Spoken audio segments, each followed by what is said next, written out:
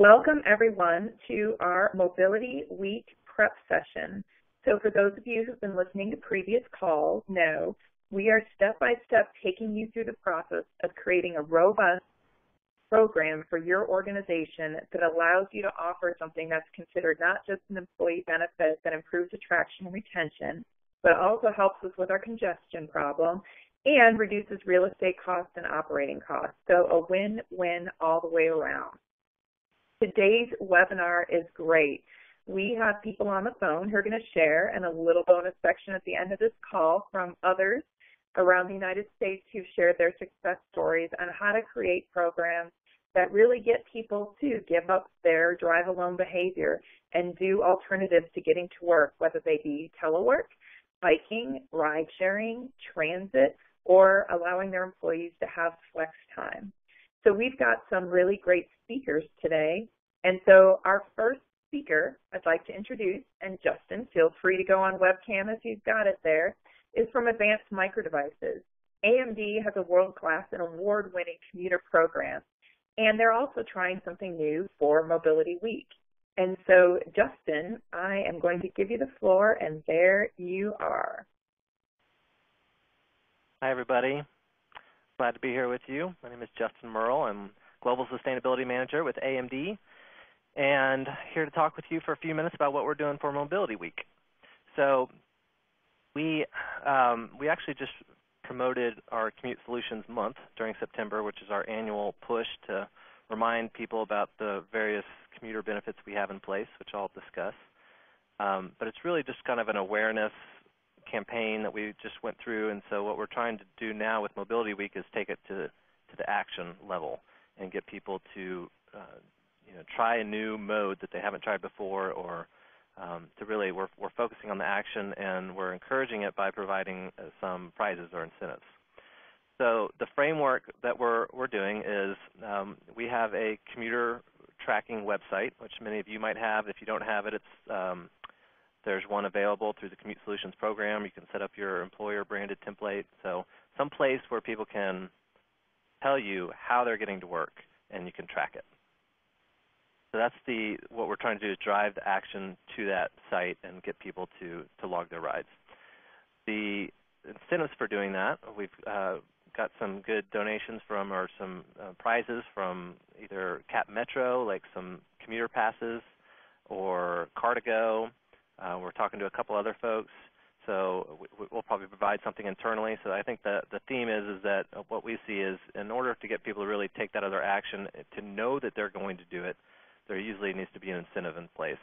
Not to say that they won't use one of these modes, but you probably won't hear about it unless there's some type of reason for them to take the extra step of telling you about it. So we're allowing people to do that. They can email what we call our Go Green program and let us know what they're doing. And so it comes down to trying to reach the messages that we've set this goal for mobility campaign to avoid 20% of our commutes by 2020. And the call to action is, help us show that we could do it during Mobility Week. Probably not going to be easy to keep that going, for forever, but within 1 week, can we get 20% of our employees to use some form of alternative transportation within that week? That's the goal. And so we've the modes, the options for doing that. We've got carpool matching and carpool parking. We provide a cycle for points program, where if people ride their bike to work, they get discounts to a bike shop. We have van pools, and so there's a couple current ones, but we want to improve it. So we're going to do a van pool lunch and learn during the week based on a scatter analysis that we did with V-Ride. That's the organization that runs Cap Metro's van pool program. So bring people in, let them know what it's all about, see if we can get some new van pools forming, communicate our mobile workforce program, and let people know about that. So each of these are different strategies to the 20% goal. We also have a pre-tax benefit, which you may be aware of. It's in the tax code, Section 132F, that allows you to withhold pre-tax money and save FICA tax and income tax. So it's very much a win-win. We've had that in place for several years. But these are things that, even though they've been in place, I think they unless we do a concerted and effective push to not only make people aware of it, but also give them incentives for trying it. And that's really what we're using Mobility Week to drive forward those actions. And the last thing I will mention is that we're, as part of this communication campaign, so we're using our intranet, we're using a site newsletter, digital signage, things like that. And not only are we asking people to take action, but we're also inviting them to give feedback on what other ideas what other ways could AMD be supporting you in avoiding your solo trip to the office, and giving them that voice and encouraging them to provide those ideas. So that's really what we're doing for Mobility Week. Welcome to field any questions if there are any. So one of the people this week, another company who's interested in doing flex time, was curious on how AMD was promoting their flex time program to their employees and managers to make that an option. Good. I'm glad you brought that up. So this is something, sort of a new approach that we've had a mobile work program in for quite a while, in the sense that people are working, one or more days, full days from a home office. So what we're kind of calling flex schedule is really working from home during the morning rush hour commute or the afternoon rush hour commute. So you're still coming in. We're getting that face-to-face time between, let's say, like 10 and 3, and allowing people to, work from home in those morning or afternoon hours. So that'll be part of what we're communicating as part of our mobile work program. We're basically expanding the definition of it. So instead of being one or more full days a week, it's now one or more part days a week. And so that'll be something that we'll communicate through the same channels that we have, and basically clarifying as part of our mobile work that is now included. And so there's going to be a learning curve, I think, associated with that. Probably a lot of people are doing this and maybe not even aware that they're forwarding our goal and the city's goal to reduce congestion. So Mobility Week will be part of that announcement or education, and I see there's going to need to be several follow-up pieces that more focus on that option. I think anytime that we're promoting several options as part of an overall campaign, there's that risk that one or more of those gets sort of buried down in there. So since this is something that we're introducing the week, we want to make sure that is called out a little bit more specifically, and we help people understand that is, while it's not avoiding a trip, it is helping reduce congestion and therefore helping meet the goal.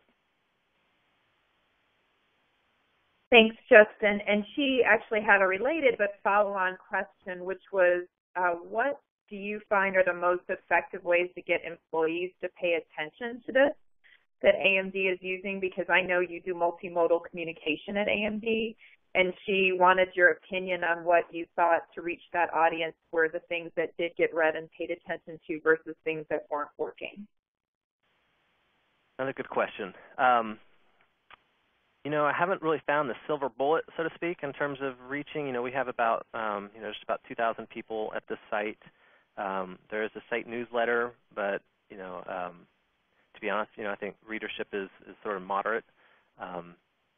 We have a kind of internal website. I think it's, again, highly visible to a lot of people, but overall, maybe reach half the company at the site. So digital signage, we don't actually, go and print out posters, but if you don't have digital signage, that's an option. I think putting those up in high traffic areas, obviously you're limited on how much information you can communicate, but you can use that signage to drive people to a certain place, like a website, particularly if you have prizes or something like that, kind of get their attention. Here's some prizes and campaign, go here to learn about it. I think that really helps. And then, if you have the ability to, just send an email to all your site at a large site, that's usually frowned upon a little bit. Otherwise, people would get tons of emails, every day that they don't necessarily want. But we do have an opt-in program here at AMD, our Go Green program, and it has, got 700 people out of the nearly 2,000 that have opted into it. And I'd say that's probably our best communication channel. If you can get in somebody's inbox and have it be a very clear call to action, succinct, and then again you can drive people to a website or something for more information. But I'd say that's probably the main tool that we'll use in terms of getting those together. I'm confident could get at least 2/3 of our site aware of this campaign. So really it sounds like the lesson learned is there's not the silver bullet, and so you use a lot of different modes of communication. And I'm glad you brought up the digital signage because this particular location, I know they also have digital signage capabilities, and so I'm sure she'll appreciate that feedback. But as Justin was saying, signage does work, and especially if it's put in high traffic areas where people have to wait for things like elevators or check in at visitors' desks and things like that, those do definitely have a higher readership. So thank you, Justin, so much. We appreciate your help on this one. Absolutely. All right. One more thing I'll mention I forgot about is admins. We typically use that sometimes. They have the ability to reach people in their group. So if there's a really important communication that we want to get out, then we will send it to the admins and ask them to share it with their groups. Oh, great point. Yes, they can be our best friends for making sure, because everyone always checks in with them because they keep the core of the organization running. They do. So, they are the glue. Thank you. Yeah, they are the glue. I think all of us would admit that. All right. Well, thank you, Justin. So next up, we have Donna, who works at Google. So bye, Justin. And we're really excited to have Donna on the phone because one of the things that companies always ask me when I come out is what are our options if we do have to meet and we're not in the same office? If we do let people telework or do flex time, what can they do as an option? And so Google Hangouts has definitely come up as a big, huge thing that's coming out everywhere. I know for my organization, although this meeting is happening on any meeting because we have some issues with some of our presenters, Google Hangouts is how I do all the rest of my meetings. And so Donna's here to share with us today about Google Hangouts. Hi, Donna. Thank you for joining us. Hi. Thank you, Elizabeth, for having me. I appreciate that. Google Hangouts is a solution that every single employee at Google uses every day. It is a very important part of our organization, and we really recommend that just about anybody use it, whether it be for personal reasons or for business. It provides a great deal of assistance with group messaging, with photo messaging, and of course it's available also on your cell phone. So if somebody's out of the office, they don't have a computer nearby, they can still do a hangout on their phone. Very easy to use, and we recommend it to everyone. Of course, it's included in your Google Apps suite, so it's something that you can easily access either through Calendar, through Gmail, or through G+. And of course, it connects the global team. It allows you to make connect with someone in another country or within this country. It allows you to do a share screen, and you can collaborate also with your docs as well as do a remote desktop control. So it gives a lot of flexibility. We find that with us, it really cuts down on the cost of travel, allows you to stay connected, and you can easily share your work. Of course, it really builds on the communities, and it connects you very easily with your customers as well as with your fellow employees. So we feel like it is one of the most added value solutions that you can go with. Do you have any questions about it, Elizabeth? You said you use it every day. I'm kind of curious about your experience with it. So, yeah, and actually I had some of our leadership circle give me questions to give you, Donna, about Hangouts. And so one of the questions that actually came in from several of our leadership circle members as I was talking to them is, how do we get started on Hangouts if we're interested in seeing if it's compatible? They were asking about costs and, all that kind of basic stuff. So if you don't mind doing just a basic step through that, if they wanted to try it, a lot of them have IT staff that they need to have things worked through. And so they really wanted to know, what's the process of getting going on Google? Well, I recommend that you go with a Google Apps for Business account or Drive for Work account. And the reason why is because the IT department, of course, has to maintain control of everything that happens within the organization. And with a Google Apps for Business account, they have the control of how that solution is actually going to be used, whether it be locked down so that it can only be used internally, or whether it be used, whether it be available to be used with customers as well. And of course, we also now have recently, one of the updates recently, like less than a week ago, we announced that now you can do Hangouts Chrome app. So this would be an app that you would be able to upload onto your computer so that you could very easily work outside of your browser, doing chats or even doing a Hangout window. So it's pretty easy to use. However, ultimately, I think it's very important within any organization to have a Google Apps for Business account or to have a Work for Business account. That way you've got the ability to, as the IT department, to be able to maintain how information is shared and how employees actually connect with other people.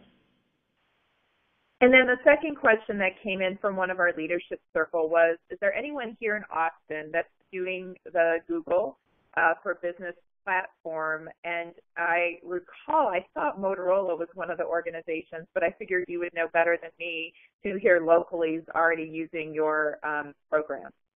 Actually, there's really quite a few. And if you're interested in finding out more about that, we don't like to openly share information like that about our customers. But, you know, on a one-on-one, we'll be more than happy to share some information, whatever our customer allows us to say about them as a client. But I would recommend that you reach out to me directly, because I can at least put you in touch with the appropriate rep that would be able to answer these specific questions. My email address is D like David, F like Frank, ELTHOU@google.com.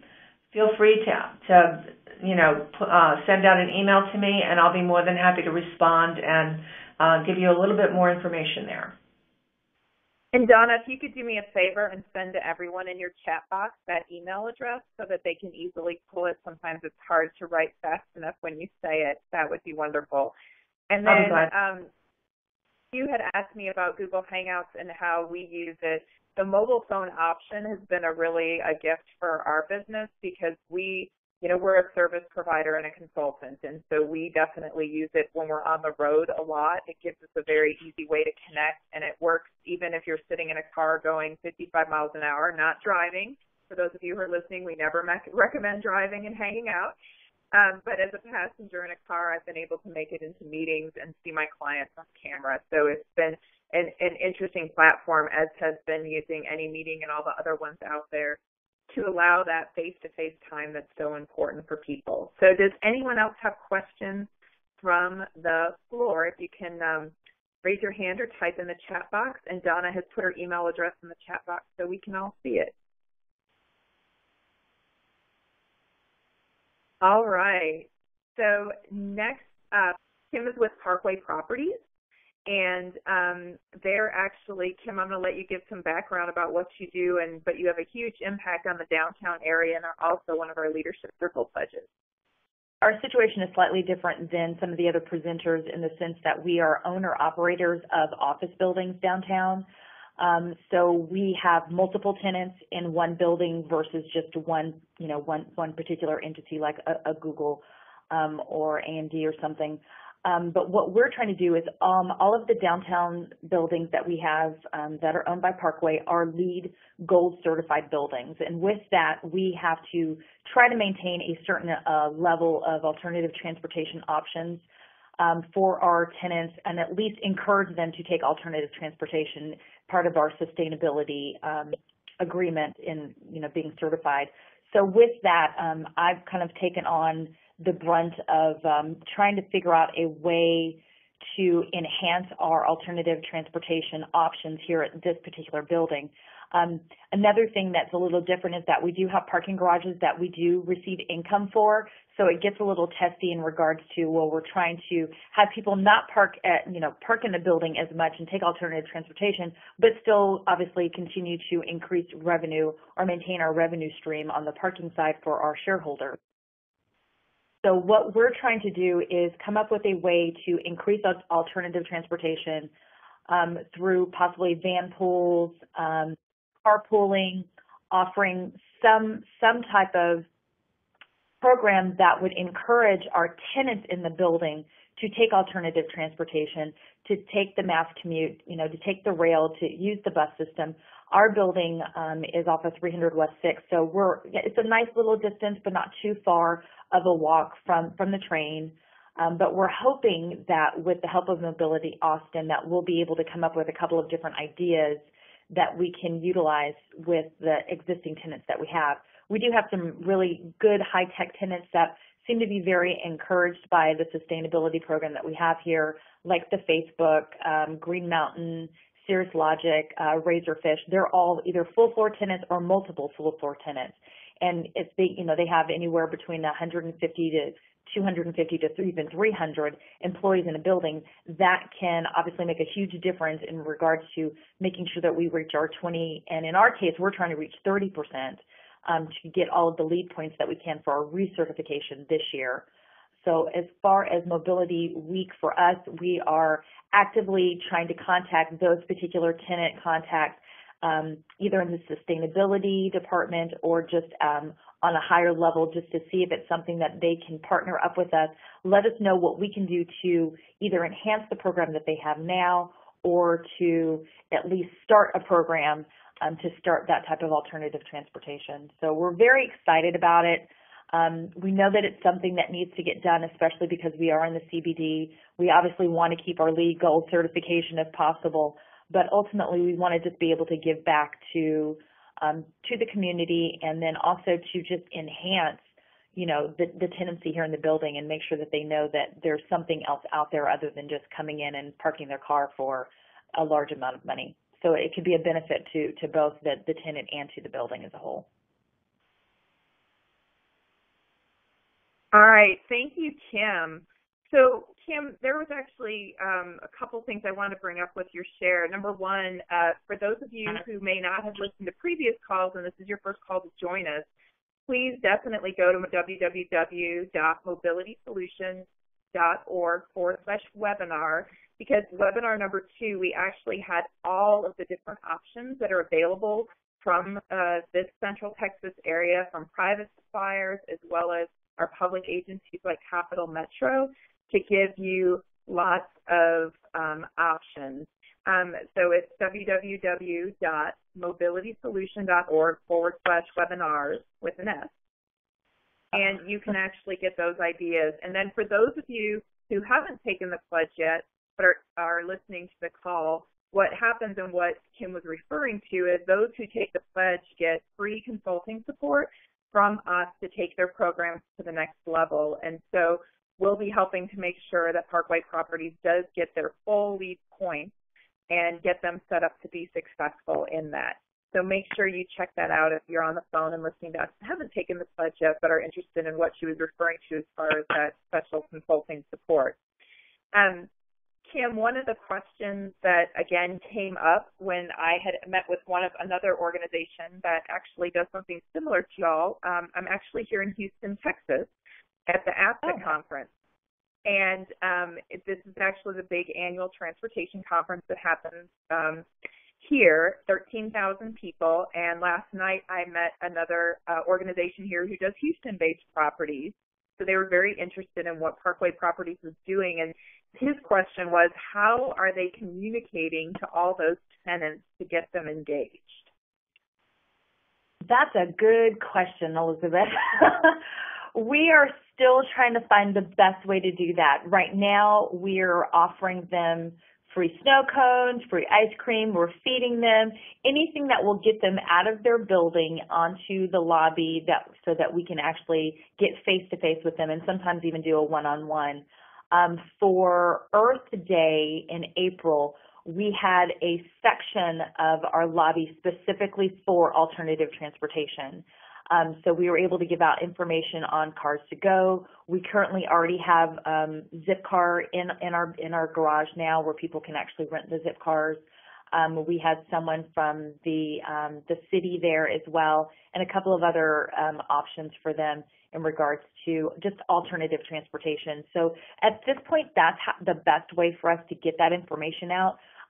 We just recently did our survey just to kind of find out our alternative transportation survey to figure out what percentage of our tenants were actually taking alternative transportation. Unfortunately, we didn't have a great turnout. So we are literally going to be setting up a table downstairs and it's like a 2 or 3 question survey, and have them fill that out and then give them a gift card, do a drawing to get like $100 gift card, and we'll do maybe 2 or 3 of those.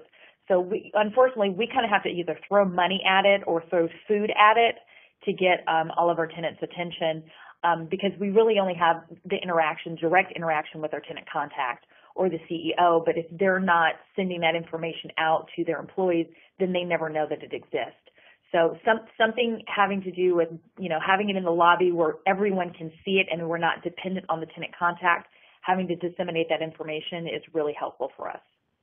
So if anyone has any ideas how to better do that, I am completely open to suggestions. And that was a really great point about incentives. We do surveying all the time for our clients, and it's amazing how we can go from a, 10% historical response rate on a survey to over 80% when we offer even a small incentive for taking the survey. So I definitely appreciate you bringing that point up. And incentives don't necessarily have to be hugely expensive. And so that's another thing that, we can do in the discussion section of this call. If other people are interested in hearing about different incentives, we can definitely open up the floor when we go into discussion mode about that. So any questions from the floor for Kim? If you could type in the chat box to everyone so I can see them, and then I know which line to unmute, because some of you are unpaired, so I can't exactly see. All right. I'm not seeing anything in my chat box. So our next presenters are with Carma. Now, we had Carma on our second phone call just to introduce what it is, but I'm going to give them the floor again today because they have a lot of companies that work with them that are using Carma successfully. And so we want them to share with you what some of those folks are doing to give you ideas. Carma's a great app. It's taking off here in Austin and many other cities, and employees are really liking using it. They're getting lots of positive feedback. So with that, I would love to give Carma the floor. Carma, you've got it.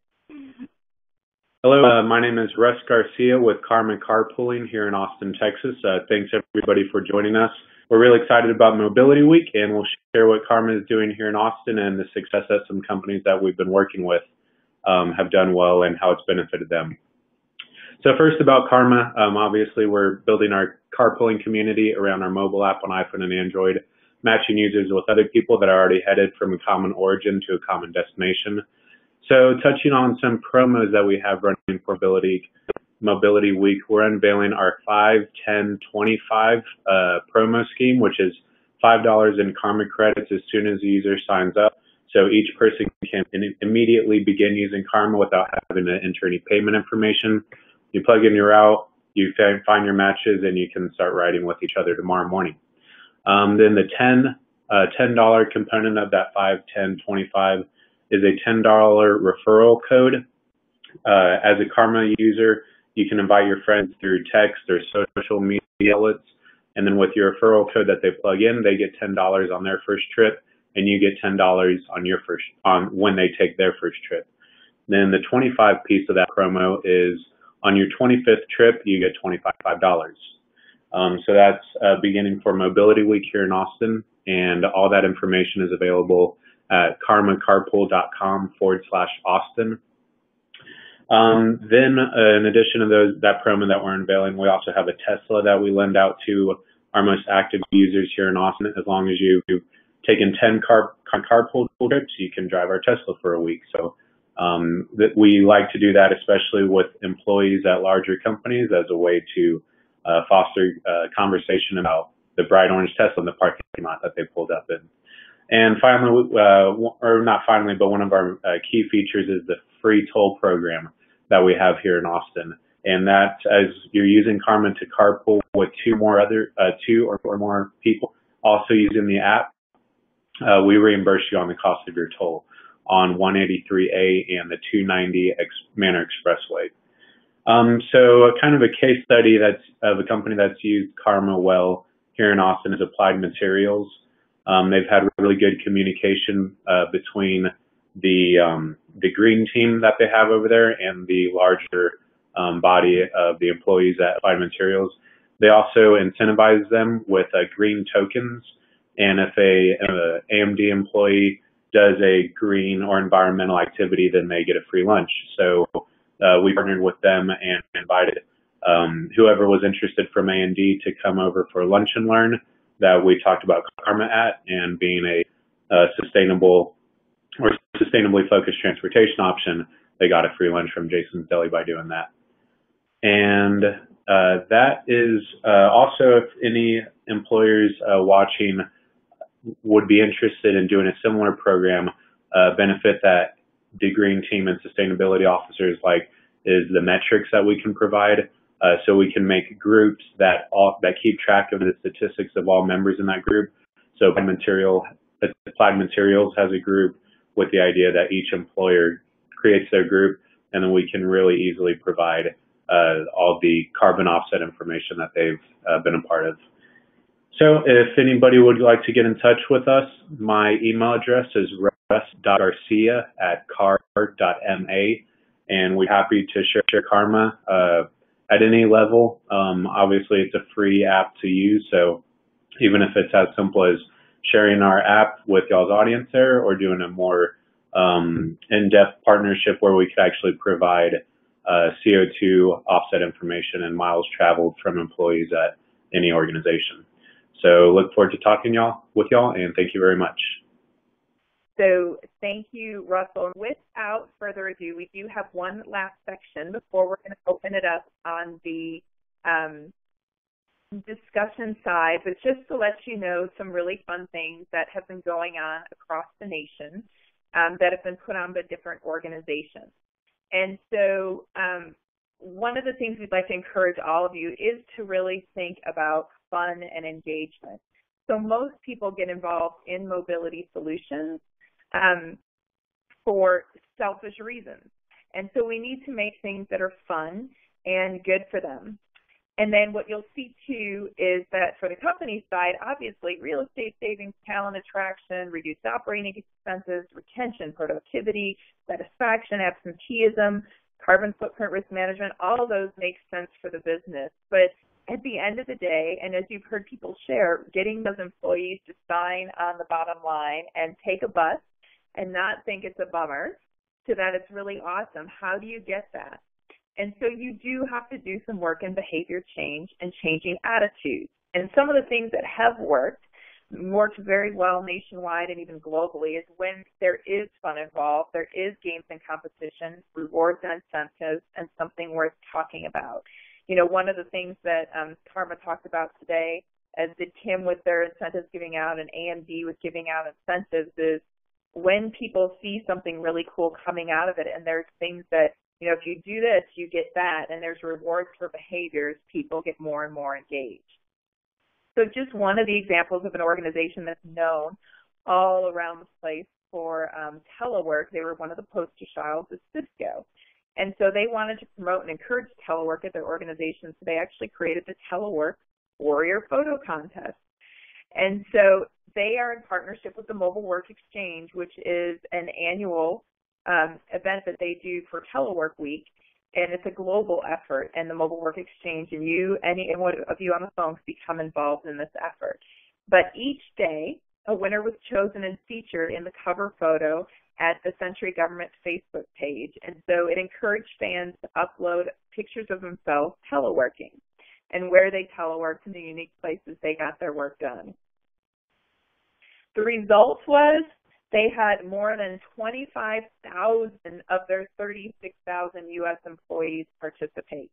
Huge, huge results. And their communications went out via intranet, newsletters, they used their social media and blogs, they did surveys, and they had digital signage all over their workplaces. Now, everyone loves Cliff Bars, and so they actually did a sweet commuter incentive, and they were encouraging bike, public transit, alternative fuels, and carpool. And their goal was to reduce single occupancy vehicle travel and promote solutions. So they also developed a rewards and incentives program.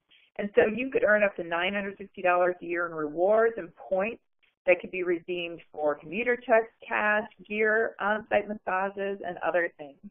They also put commute incentives in place, so they did give a tax incentive for purchasing biodiesel hybrids, electric, and low-emission vehicles, as well as $500 for the purchase of a commuter bike, so long as they did put a string on it, they had to commute by bike at least twice per month. Now, one of the things that Bicycle Transportation Alliance in Portland, Texas put up was a bike commute challenge, which they got both Intel and Nike interested in. But the goal was to promote commuting by bike, and Nike and Intel loved the idea so much, they created their own poster to get their folks involved. And how they wanted to do it was they did the nerds versus jocks thing. So they wanted to take on Nike, and this actually just ran this past month. And as the results that we were able to pull today, the nerds were beating the jocks. So 16,000 plus miles traveled by bicycle in September by Intel employees versus 14,000 plus by Nike. But you can see good old-fashioned competition can get people out of the road and onto their bikes. And they actually had over 10,000 riders do 1.2 million miles through September. And again, just because it was a challenge, and people who love their bikes are very competitive. So a really successful effort. So just a reminder, if you're thinking about things to do think about the funds, how you can gamify it and make it a competition, any rewards and incentives, or create a buzz that makes it something worth talking about. So thank you, everyone, for your time and attention today. So at this point, we are going to open up the floor, and I'm going to switch us to discussion mode and unmute all callers. And so the key of this is if you do hear background noise and you're not speaking, you can manually mute your phone if you would like until you're speaking, but I want to make sure everyone can participate. So any comments or suggestions from people on the call on things, great ideas, things they might have learned from the call today that they're thinking of implementing at their organization? I actually had a question. This is Kim. The first presenter had mentioned a commute software or commute site that he uses for his employees. That way they can, I guess, track the mobility issue. What was that about? Yes. Yeah, so in Central Texas and within the city of Austin, there's actually a program that is sponsored and paid for. And Justin, if you're still on the line, if you can send in the link, I don't have it in front of me, but I'm sure Kate can put it on the next few minutes. You can actually work with Julie Mazer over at the planning organization, and she can get an open system set up for you all that anyone who wants to log their commute miles and their trips and get tracking and reports can do so, and that service is provided at no cost to the organization. It's a service provided by that organization to anyone who wants to take on commuter solutions in the city of Austin. And if you'll give me a second, Kim, I'll get that into the chat box so you have the website. So it's www.mycommutesolutions.com. Any other questions from folks on the phone? And for those of you who have taken the pledge and haven't checked out the mobility toolkit, make sure that you do check your inboxes, and if you didn't receive a link to your toolkit, which actually gives you everything from HR policies to sample trainings to frequently asked questions to other resources. It's a huge, huge benefit and things that you would have had to develop on your own that we've developed for you. So don't hesitate to reach out to us if you didn't receive your private link as a pledge person to Glenn Gagois or myself, and we'll get you that link. Any other questions before we close for our next webinar? All right. So just for all of you who may be staying on for the second webinar, at 12 noon today, you'll log off this meeting and log back into a new one. We have created a managers and an employees training that are going to cover telework, flex time, and commuter programs. And so what this is intended to do is help your employees be successful giving and doing programs. And you can actually use this as 24/7 training that you can provide your employees, and it will stay posted and live for the next year. So we hope you'll join us for the next hour. And if not, please look for the replay. We will definitely have it edited and replayed and live 24/7 within a few days after the call. So thank you, everyone, for joining us today. Have a great day.